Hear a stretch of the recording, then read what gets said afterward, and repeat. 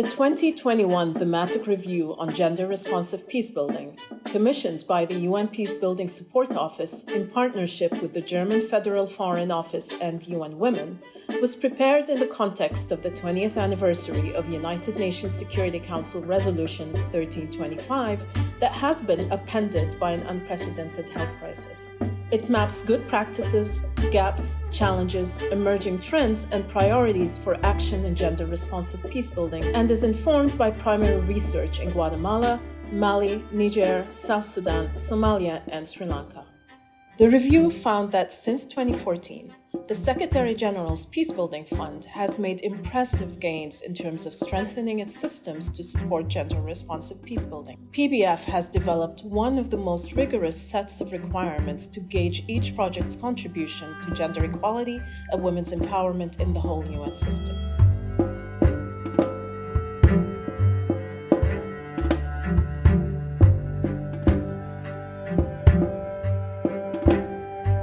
Additionally, the PBF has become a leader from within the UN system in setting, meeting, and exceeding ambitious goals related to investments into gender-responsive peacebuilding. The Secretary-General's 7-point action plan, which commits UN entities to allocate at least 15% of resources to this effort, has been difficult for many to achieve. The PBF first met this target in 2015, and even more importantly, the fund did not see 15% as the ceiling, but as the floor, so it raised its own internal target to 30%, a goal it has met or exceeded since 2017. This performance has encouraged bold target setting by others in the UN system. Despite these accomplishments, however, there are a few areas where the PBF and other actors, donors, policymakers, fund applicants, and recipients can further strengthen their efforts. First, the experience of the pandemic has placed into sharp relief pre-existing inequalities or institutional weaknesses. In some places, lockdown and other control measures have had the effect, intentional or not, of stifling civil society. Such challenges can easily transform into grievances that can destabilize communities, regions, and states. This thematic review urges member states to take a holistic approach to their responses to the pandemic within the Women, Peace and Security National Action Plans. There is a need to reassess existing strategies to ensure they are appropriate to the current situation.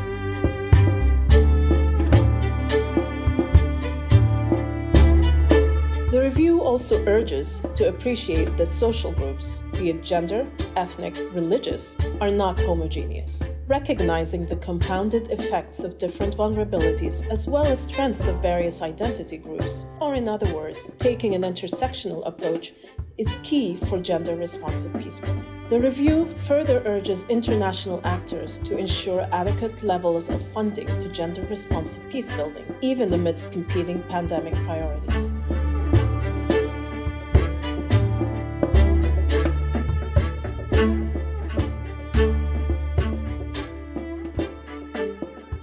An area of the Women, Peace and Security agenda that remains chronically underfunded is direct bilateral aid to women's organizations in fragile and conflict-affected states.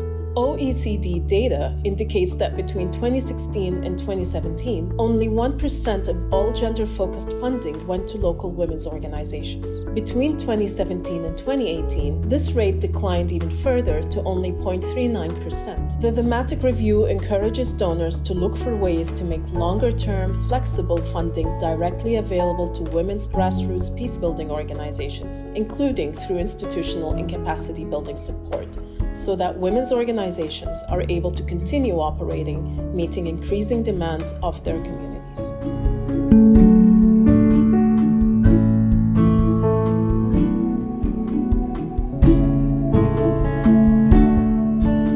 Finally, in order to better assess the progress on gender-responsive peacebuilding and generate greater buy-in and increased financial commitments, the review calls upon all peacebuilding practitioners to enhance efforts in developing rigorous theories of change that aim to explore the underlying assumptions about gendered causes of violence, as well as women's and men's distinct experiences of conflict or peace. It is crucial to also reimagine better articulated results and indicator frameworks. Currently, within the Women, Peace and Security agenda, there appears to be a near singular focus on on women's participation in peacebuilding. While getting women to the table is a necessary first step, the review highlights that what happens once they are there needs more attention to ensure that women's participation is not just symbolic or tokenistic.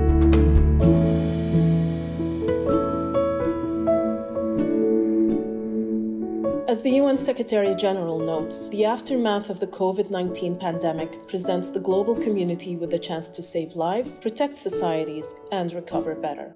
Everything we do during and after this crisis must be with a strong focus on building more equal, inclusive, and sustainable economies and societies that are more resilient in the face of pandemics, climate change, and the many other global challenges we face.